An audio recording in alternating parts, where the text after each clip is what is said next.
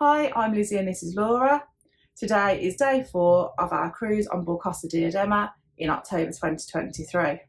Today is Halloween, so we are looking forward to what Costa has in store for us, but will persistent adverse weather conditions prevent us from carrying out our plans? We're currently on board Costa Diadema for a 7-night cruise, so if you want to see more about what we get up to on board, please make sure you subscribe to our channel.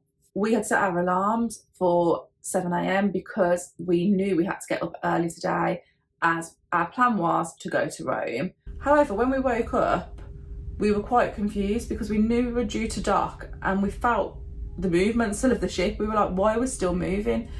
So we turned on the bridge cam to have a look at what we could see, and we could see that we were not facing any land. Being the ship geek that I am, I got out my marine traffic app to have a little look at where we were, and I could see that we were facing the wrong direction essentially. So we were heading away from Civitavecchia, not towards it, which explains why we could only see sea in front of us. We checked the weather app just to see what it was saying, and it was saying windy conditions up till midday, and there was a weather warning again on there. At about 8 a.m, an announcement was made to say that the port of Civitavecchia was closed, so they wouldn't be able to get into port yet. As it's a Costa ship, people get on and off the ship in many ports, so we just imagine the panic they were feeling at this stage because they would have had ongoing travel arrangements. On the announcement, they did mention they would do another update in the next hour, so we just had to essentially listen out for that. We decided to take advantage of being up and about and head out and have a look around the ship. We hadn't managed to go to the dining room yet for breakfast, so we headed down to the dining room to get breakfast, and when we got there he said we couldn't go in there yet because there was no food prepared, but to come back in a little while. We just popped to All of Grand Bar as usual and sat in there and had a drink while we waited. It was really busy in there, actually full of people that were either had tours arranged for Rome or were waiting to disembark in groups, and there was a member of staff in there answering queries. We then headed back to the dining room for breakfast. Now, the dining room breakfast is totally different than what you would get on other ships here. There is essentially a buffet set up in the middle where, interestingly, you can serve yourself, unlike in the buffet where you get served. We both picked a selection of things. I had an omelette that was cold, so I didn't eat it. Some hash browns, at this time were proper hash browns, and yet another croissant. And I had a chocolate donut and some pain au chocolat. It was a lot calmer in there than in the buffet for that time of day, and there were a bigger selection of foods on offer in there too. There were the different stations that you could go to, and you could also order hot items from a waiter. We didn't get the opportunity to do that because we just about got in there in time, but that is there and available for you if you want to. And then while we were in there, we were joined by Tom and Dom, who had already had their breakfast but had popped in to have a look essentially at what this dining room looked like, and they spotted us in there and came down to say hi. There was then another announcement made at 9 a.m, which basically said exactly the same thing, that the port was still closed and that there would be another update in an hour. There would be updates before if anything changed. We then took advantage of the fact that it was a beautiful sunny day, and we went for a walk around the ship. We explored some of the upper decks and went for a walk around the promenade deck. It was quite windy in places, but very warm still. We found it highly amusing that we were walking around in our summer dresses, etc., but lots of the Italians and the French and the Spanish were wearing full-on coats and scarves and thought it was cold, whereas we were concerned about getting sunburnt. We sat outside on the promenade deck and had a drink. By this point, we had actually missed our train, so we pre-booked train tickets for Rome, and the train that we were planning on getting had already gone. The Trainline app really enjoyed rubbing it in by keep on telling us that we hadn't got the train yet, but obviously we couldn't because we couldn't get into port. The 10 o'clock and the 11 o'clock announcements, there was no change and we still couldn't get into port. By 12 o'clock though, things had changed and we were able to get into Civitavecchia. So the 12 o'clock announcement basically said that the port was reopening, and it must have been great relief to a lot of people on the ship, especially the people who were disembarking. We had by now totally given up on the idea of going to Rome. The ticket that we had did last for 3 hours after our initial booking, but there was no way we were going to make that. The plan was that we would be in port for 1:30 p.m. This was announced over the speaker system in 5 different languages, and they just kept announcing it over and over again. So every single time they finished cycling through the languages, they started again at the beginning, which was quite irritating. But at least we knew what was going on. So we were keen, as was everybody, to get off the ship at 1:30. We headed straight down to the disembarkation area.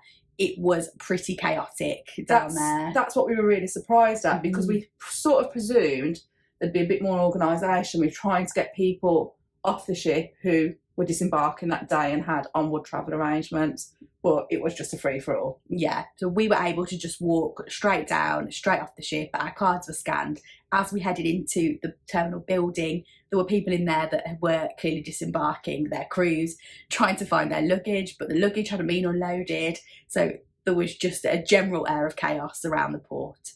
And then we came out of the terminal building, and there is usually a shuttle bus to get from the Civitavecchia port area into the city.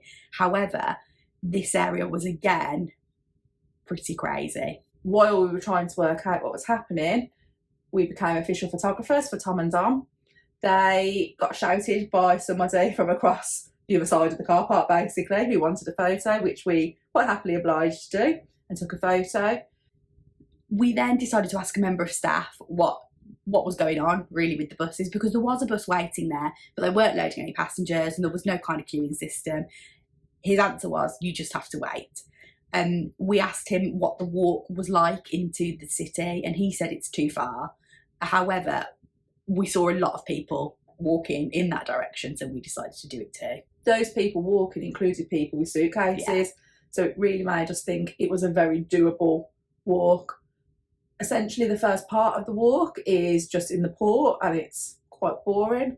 But actually, it wasn't, because you could see some of the different navy ships from France and Italy, so we were just having a look at them, and other ships that were in port. Then you come to the old fort of Civitavecchia, and then we turned right and we headed down towards the seafront. We spent a bit of time around this area, and we could see that the sea conditions were quite rough, so we could understand why maybe we were delayed getting into port. We also saw the famous statue and saw lots of people posing for various photos there, and just generally enjoyed the sunshine and having a little wander around. We then decided we needed some lunch, so headed out to try and find somewhere to eat. We continued to walk along the front because it looked like there were some good places to eat along there, but none of them really caught our eye. So we then headed into the town area a little bit more. There were some really nice looking restaurants. Some of them were really busy. We first of all went into one and he said he was closing. So then we went into a different restaurant and enjoyed a very enjoyable lunch. We both had like a ham calzone, which was quite enjoyable. It was quite big, lots of food. We didn't quite manage the whole thing, but we did really enjoy it. We were quite tired by now because we'd been up very early this morning for us on a cruise, and we hadn't had a brilliant night's sleep the night before. So we headed back to the ship then, taking in a few more of the sights as we headed back. We decided we might as well just walk back because we still didn't really understand what was happening with the port buses. There were people standing waiting for one, and then the bus seemed to just go straight past them. So we just carried on enjoying the sunshine and walked back to the ship. You did need photo ID for this port, and it was up on the screens all around the ship and in the Aggia Bordo, so it was advertised everywhere and really clear. We had taken ours and it was actually checked. They compared your photo ID to your cruise card before you got into the port building. Then going through security and getting back onto the ship was really quick and really easy. Again, we were hoping to get a nap. However, once again, about 5 o'clock the phone rang. Seems to be the time reception likes to phone us. And they were checking to make sure that the shower tray was now working, which it was. So pretty pleased with the service we had from them, that they sorted out the little problem that we had. We then tried to have a nap, but there were thousands of announcements again, as there always is around that time. Probably managed about half an hour in the end. Now tonight was white night, so the dress code was white. And we got ready for dinner, put on our white dresses and headed out. We were a bit worried about going to dinner in our white dresses, but we managed to survive it. For dinner, I had wild boar ravioli for my starter, which was absolutely delicious. And then I had what essentially was a steak with some fries. However, the steak was lovely, but The fries just tasted like they'd been there for a while. And then I had what was advertised as cheese dumplings on the menu. They were essentially like little tortellini type things in a bechamel style sauce. And then for my maid, I had chicken roulade, which I didn't enjoy. I didn't like the texture of it at all. It was a bit crumbly and strange. And for dessert, I had a cannoli, which Lizzie thought had cheese on it, but it was in fact white chocolate. And I really enjoyed this dessert. It was really tasty. I was a little bit scared about sort of cracking it open to start. I thought I might send it flying across the restaurant, but I was successful and I really enjoyed eating it. I could have happily eaten that again. While we were having dinner, we were having a look around to see how the dress code was being carried out, and it was a very interesting mix because there were lots of people on board dressed for Halloween, there were lots of people dressed for White Night, and then there were people that were just wearing what they wanted to wear. We came out of dinner and it was quite warm around the ship again, so we decided to have a little walk around the promenade deck just to get a bit of fresh air, and then we headed to the Sunset Bar and grabbed a drink. We then took that drink with us down to the theatre because, again, there was another full production show which was called Feel the Beat, and it was actually a really good show. The cast are very, very talented. There was some great singing and great dancing again, and it took us essentially around the world for different styles of dance. After we popped into the piano bar, as we hadn't really sat in there yet, and there was somebody performing at the time, and we just had a cocktail each in there. Then it was time to head up to the pool deck where the Halloween party was about to start happening. There were lots and lots of different things happening at this party. So there was ice sculpture ring happening, and they'd put on a late night, it said fine dining, but all we really noticed was some pasta and some fruit. There was a surprise from the kids club who came out to do a dance, which quite bizarrely to us Brits was at 11:30 at night when most kids would be fast asleep in bed. And then there was the theatre cast that came out and did a special song and dance. Yeah, and the entertainments team also did a dance. So there were what they called a few surprises for us. We then spent some time on the dance floor ourselves, just enjoying ourselves, and the entertainments team were there, sort of geeing everybody up and getting everybody involved. It was good fun once again. The music, we did say, seems to all sort of morph into one at the time. It's very dance music. There were also pyrotechnics and smoke machines being used, which obviously we've never seen on a cruise ship before because I think lots of cruise ships would deem it to be a bit unsafe. But it was great fun and caused no problems. By now we were getting really quite hot and bothered, so we went for a walk outside to try and cool down, grabbed ourselves another drink, and then headed back in for a bit more of a dance. The event officially transitioned from the Halloween party to a white party at 1 a.m, which is just wild to us to have something start that late.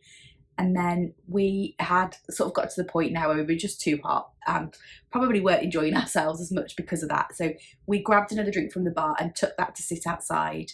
By now, it was probably about 1:45 and we thought it was very wise to head to bed. Even though it was a sea day the next day, we thought we should make sure we got a decent sleep. So we walked back to our cabin, and as we were walking back to our cabin, we heard some very, very loud music. We decided to go and investigate because we were just intrigued really as to what was still happening at that time of night, and we'd kind of lost our bearings a bit on the ship, so weren't sure which bar the music was coming from. So we followed the sound and spotted that in all of Grand Bar there was some dancing still happening, and it was very well attended. There were an awful lot of people in there. Even though today started off a little bit disappointing because we didn't get to carry out our plans of going to Rome for the day, we had another good day. We had a pleasant walk around Civitavecchia, and then we managed to enjoy some really nice sunny weather. We fully understand that weather conditions can impact on a cruise, and we always try to make sure we don't get our hopes up too much about certain ports. The atmosphere in the ship on the night time was really, really good fun. We really enjoyed the little touches that had been put out for Halloween. There were pumpkins and ghosts hanging around everywhere, and the party was really fantastic. Thanks for watching. If you've enjoyed this video, don't forget to give it a like, and also make sure you subscribe to our channel. You can also follow us on social media. We're Sisters on the Seas.